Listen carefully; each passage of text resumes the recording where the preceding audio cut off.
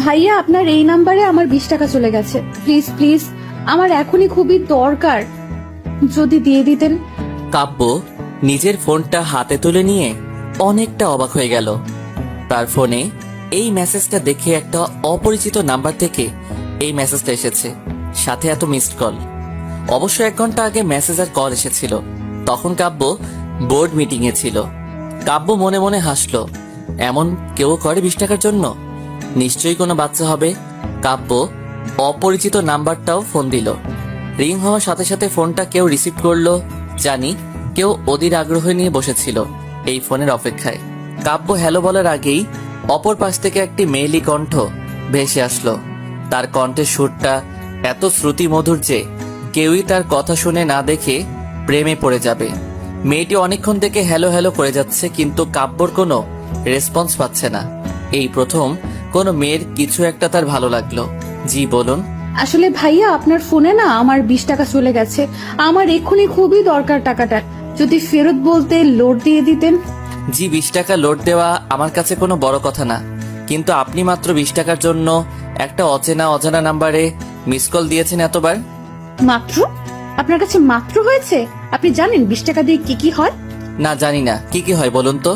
Facebook এমবির pack কিনা যায়, আর 25 মিনিটও তো কেনা যায়। ও আচ্ছা আচ্ছা, আপনার 20 টাকা এত জরুরি? এই কিছুক্ষণ আগে না বললে আমার কাছে 20 টাকা দেওয়া কোনো ব্যাপার না, আর এখন অন্য কথা বলছেন। হো, বুঝেছি, কি বলছিলেন? আপনি ওই টাইপের ছেলে। কোন টাইপের? আপনি আসলে একটা ছ্যাঁচড়া ছেলে। কি? আপনি আমায় কি বললেন? শোনেননি, আমি আপনাকে ছ্যাঁচড়া বলেছি, ছ্যাঁচড়া। এই মেয়ে, আপনি বাড়াবাড়ি করছেন এবার।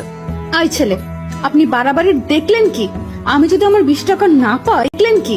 আমি যদি আমার 20 টাকা না পাই, কি করবেন আপনি? কেস করবেন? হাইকোর্টে আপিল করবেন? করবেন কি?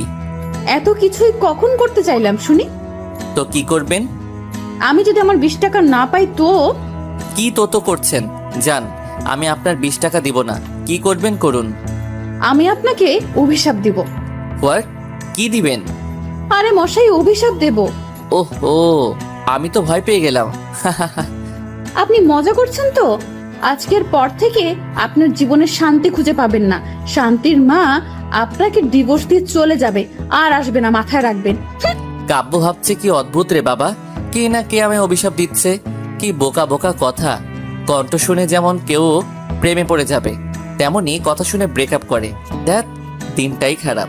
অফিস থেকে বাসায় ফিরতে কাব্যর বোন বলতে লাগলো, ভাইয়া আজ তোর হবে। কি হবে রে? আজ পাত্রে দেখতে যাওয়ার কথা ছিল, আর তুই প্রতিবারের মতো এবারও ভুলে গেছিস। উফ, একটু মনে ছিল না। মা কোথায়? নিজের ঘরে সেজে গুজে বসে আছে, যা না যা।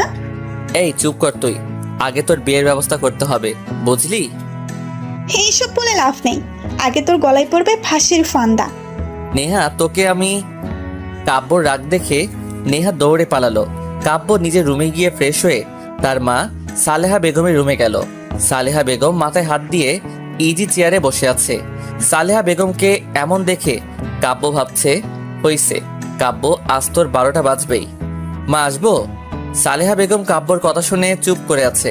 কাব্য আস্তে আস্তে এসে মায়ের কাছে বসলো, তার হাত ধরে বলল, মা তুমি জানো তো আমি কোম্পানির এমডি, আমায় কতটা কাজ করতে হয়। সবকিছুই মাঝে মনে ছিল না, তুমি রাগ করো না। কাব্য, আমার কথা তুই শুনবি। আমি কি তোমার কথা শুনি না মা? আজ যে মেয়েটাকে দেখতে যাব তুই তাকে না মা। আজ যে মেয়েটাকে দেখতে যাব তুই তাকে আমার ঘরের বউ করে নিয়ে আসবি? আমি তো দেখিনি না দেখে। থাম, এর মানে আমার মতামতের কোনো গুরুত্ব নেই তোর কাছে? হ্যাঁ, আমি ভুলে গিয়েছিলাম চৌধুরী গ্রুপের এমডি তুই অনেক বড় হয়ে গেছিস, তাই এখন আর তোর মা কথার গুরুত্ব তোর কাছে থাকবেই বা কেমন? মা, এমন না। ঠিক আছে মা, তুমি যদি বলো আমায় ওই মেয়েটাকে বিয়ে করব তো ঠিক আছে।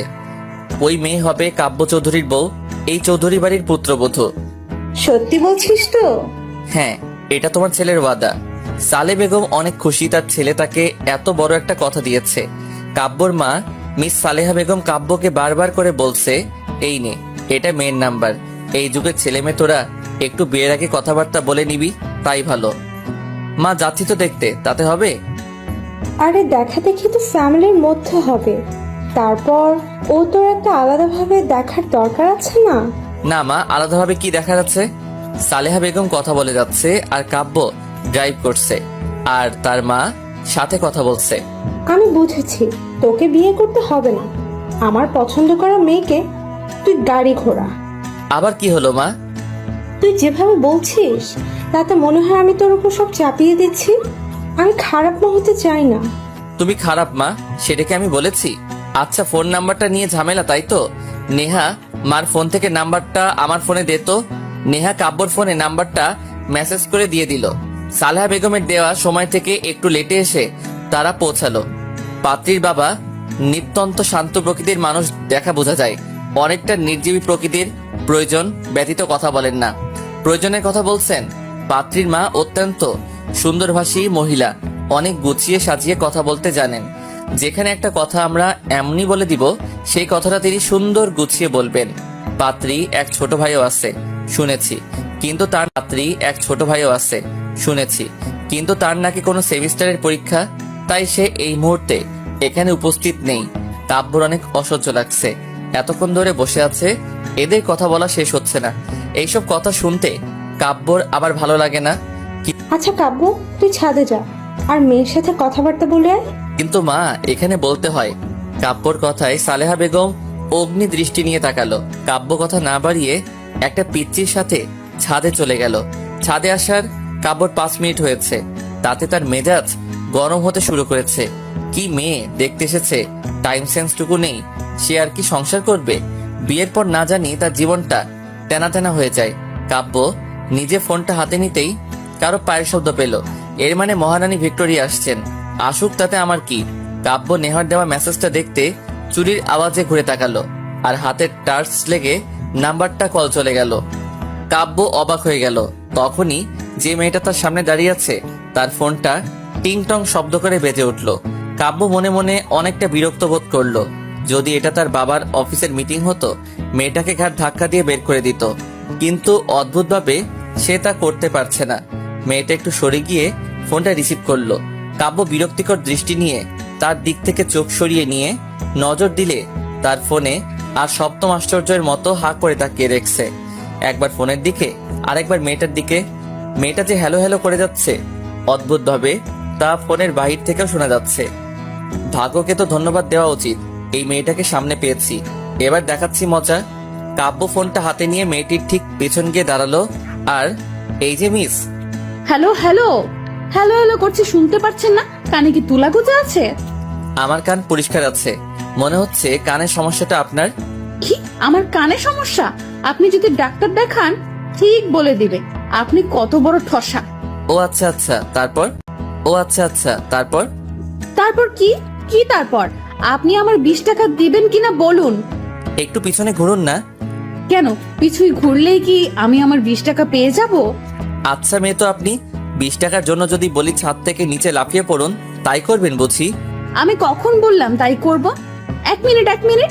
আপনার কথা না অনেক কাছ থেকে শোনা যাচ্ছে মনে হচ্ছে। কি মনে হচ্ছে বলুন? মনে হচ্ছে আপনি আমার খুব কাছে। হ্যাঁ, পিছে দাঁড়িয়ে কথা বলছেন। ও ও, কি ও ও? এত যখন মনে হচ্ছে একটু পিছনেই ঘুরুন না। মেঘা ঘুরতে অবাক হয়ে গেল, কারণ কিছুক্ষণ আগে যে ছেলেটা তাকে দেখতে এসেছিল, সেই ছেলেটা ফোনটা হাতে নিয়ে তার পিছে দাঁড়িয়েছিল। আর এই ছেলেটা সেই ছেলে। এতক্ষণ পাগলের মতো বকবক করে যাচ্ছিল মেঘা। পিছে যে কেউ আছে তা খেয়াল করেনি। ওর মন যে কই যায় তা মাঝে মধ্যে ভেবে কুল কিনারা খুঁজে পায় না। হায় রে কপাল, মেঘা যে ছেলেটা ওকে দেখতে আসছে তার নাম্বারে 20 টাকা যেতেই হলো। আর অন্য কোনো নাম্বার কি দুনিয়ায় ছিল না? কি হতো ফোন নাম্বারটা কোনো মেয়ের হলে? এখন এই হাবলাকান্তকে আমি কি বলি? মনে মনে ভাবছে মেঘা।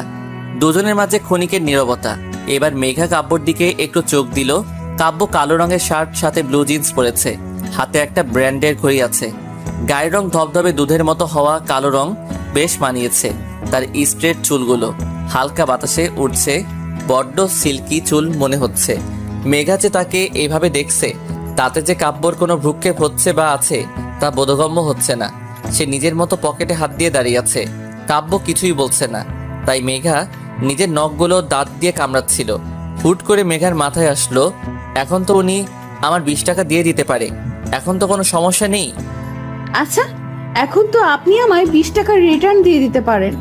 এত কিছুর পরও তুমি তোমার 20 টাকা নিয়ে পড়ে আছো। এই 20 টাকার জন্য তুমি আমায় চেষ্টা ছেলে বলেছো।